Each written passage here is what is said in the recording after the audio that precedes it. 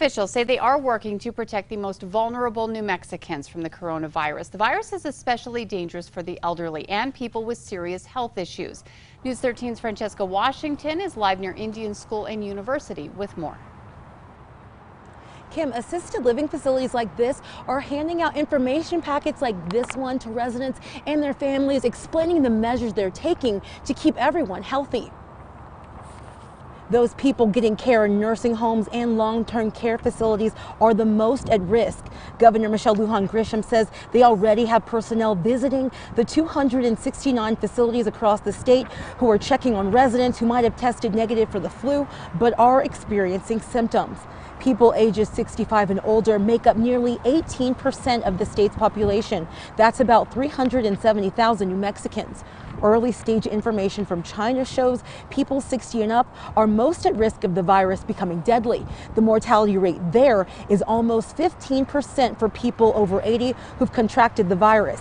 The state's Department of Aging and Long-Term Services says they've spent the last month prepping long-term care facilities across the state.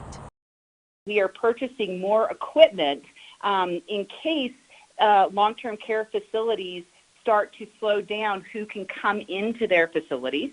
So we want to make sure that family members and loved ones have access to things like granny cams, which are cameras where you can monitor and make sure that people are getting the kind of care that they need.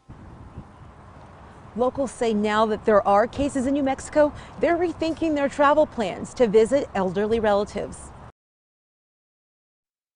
It's not a big deal for us to get sick, but we were worried that the plane, could catch up on the plane or the airports and then bring it to him. He is planning on staying in his house as much as possible, and so we didn't want to possibly bring it into his house. Now, many of the long-term facilities are limiting visitation and asking potential visitors key questions about their recent travel. Kim, back to you.